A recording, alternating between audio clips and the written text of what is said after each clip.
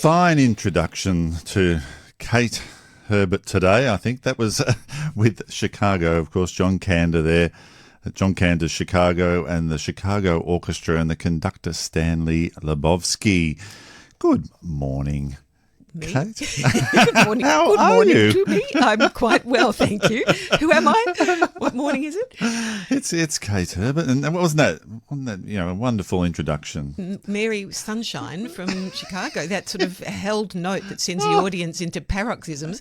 I will talk about Chicago first up because that seems Yes, obvious, please doesn't it? do. I'm very intrigued to hear about Chicago. So it's running Tell me. until the 2nd of June here at Her Maj. As you said, music by John Kander, lyrics Fred Ebb, and the book by Fred Ebb and Bob Fosse, who was the original choreographer. Yes. And if you don't know Fosse's choreography, it's sassy, it's sexy, it's all those sorts of things, lots of bump and grind, and it's in this production as well. This is the new New York revamped production with an adaptation or a new version of Fosse's, based on Fosse's choreography by Anne Reinking. So that's been done for I don't know how many years, a few, but it's still, you wouldn't pick it as this is not Fosse. It's the style, the feel that everyone wants. So I'll start with, it's Chicago. It is one of those great, exhilarating musicals, and this new production with her choreography captures that energised, sassy, saucy physicality that accompanies this, what I describe as an audacious narrative about female murderers. There are seven once Roxy Hart arrives. There's Lucy Maunder plays Roxy Hart, who's a sort of cheeky blonde who's murdered her lover and doesn't want to go to jail for it. Yeah. And Zoe Ventura plays Velma. People would know her from, I think it was Packed to the Rafters. And Velma's already in cahoots with Billy Flynn, the dodgy defence lawyer, played by Anthony Warlow of the magnificent voice and very stately and dignified presence, unlike other Billy Flynns that are always razzle-dazzle and lots of, glitz. And Right, so they play that a little bit differently in this one. But he manipulates from a different angle, but still does the same kind of, PR thing to get himself seen as well as. So is that playing to Warlow's strengths, or are they actually doing that deliberately, you think? I think they're doing that deliberately, but it may be that I don't know who offered that particular thing. But it's essentially about murder, these women who are in prison, and they're all murderers. And I think my favourite moment and song in the whole thing, apart from the dancing, is Cell Block Tango, where the 6 women sit in a line on chairs across the front of this stage. The band is on stage, which is wonderful to see. They're in front of the band, and they sing Cell Block Tango, which is the lyric that people may recognise goes, what is it? Zip. Oh, I had it written in front of me. Sat6 pop. Cicero, Lipschitz, something like that. And that's one word for each, or phrase for each person. Lipschitz is a name, not a swear word. And then they sing their story. But I was wondering if I had to put a warning out to the listeners there for a moment. It's a German name, presumably. Yes. It is wicked as a story. And the production is focused on the singing and dancing. And does it come across that way? Do you think they pull it off? It's very clearly that. And I think, look, I have to say it's not the top of my list of Chicagos that I've seen, because in this instance they're competing with the last couple of productions, which were quite a while ago. Caroline O'Connor was in both of the last 2 that I saw, playing different roles. Chelsea Gibb, also wonderful, and Sharon Millichip, who were terrific musical theatre leads. So there's some sense of, you're comparing, but it is a really... Chicago's just worth seeing because it's fun and it's a riot, and it does glamorise murderers. It's very odd. You start thinking it's funny and entertaining, which is a terrible thing to think. They're very ambitious, these 2 killers, Velma and Roxy. They're seeking to be catapulted into showbiz careers by their infamy, as long as they get off and get out, which they do, incidentally.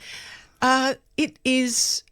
all that jazz. The opening song is lots of really intense physical dance, and it's bump and grind, as I said, hips swiveling, lots of sexualised movement that captures that 30s cabaret and jazz era. And the musical is less about the narrative and more about the dance and songs and characters, I suppose. Peter Rosethorn wins the hearts of the audience playing Roxy's husband Amos Hart, quirky clown. People just went, oh, no, don't be mean to Amos. And he would just play that so well. He milked it and milked it and milked it. So there's some terrific stuff in it. It's really worth seeing. Yeah.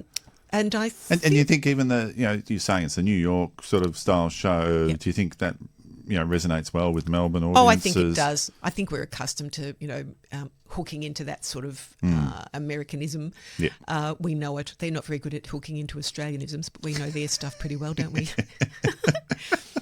And I guess I'll switch. That sounds great. And that's on Majesty's at the moment. Till the 2nd of June, yeah. Well, when I was here last time, I talked about online theatre for people to watch from home. And what I did mention but didn't have time to talk about with Julie was London Assurance, which is the one I watched the week before, online. I loved your review of this. It's just so much I was laughing fun. Without even seeing it. It was already making me. How about that?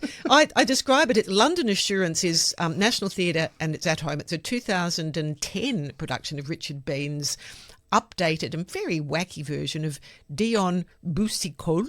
He's Irish with a French name.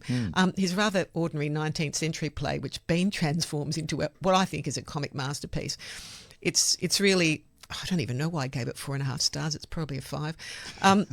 Most of the best lines in this new version are Richard Bean's rather than the original, and the cast's own ad-libs, and Nicholas Heitner's deft and what I describe as decorative direction. It heightens the absurdity. It's just wacko.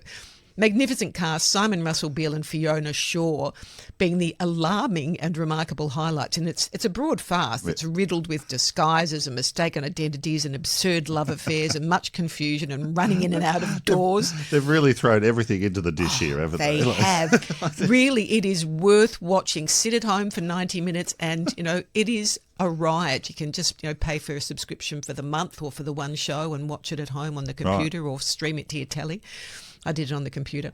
Simon Russell Beale is very hilariously high camp and foppish as Sir Harcourt Courtly. He paces and he primps and poses, flamboyant and omnisexual, I suppose you call him. And my favourite line of his is, "My wife ran off with my best friend, followed wistfully by, and I miss him." Laughed. I wanted to watch it over and over, that line. So I'm laughing, but I'm not commenting. It's dizzying and silly. I'll just say Fiona Shaw is Lady Gay Spencer. The language of that period sort of translates to something different now. She plays a horsey, galloping, galumphing, goofy country lady who haws her way through everything, thinks everything's hilariously gay, including seducing old Sir Harcourt. So that is a hoot. I've got a moment to mention the Comedy Festival, just to say yes, please, tell us. I haven't seen, some years I've seen 15 or 20 shows. One year I had to do 4 reviews in one night. Talk about cross-eyed, and get them all in by 9 a.m. and not get them crossed over as well. Yeah, well, I had 3 and then there was another one added. So I'm not doing any writing, reviewing for anything other than myself at the moment.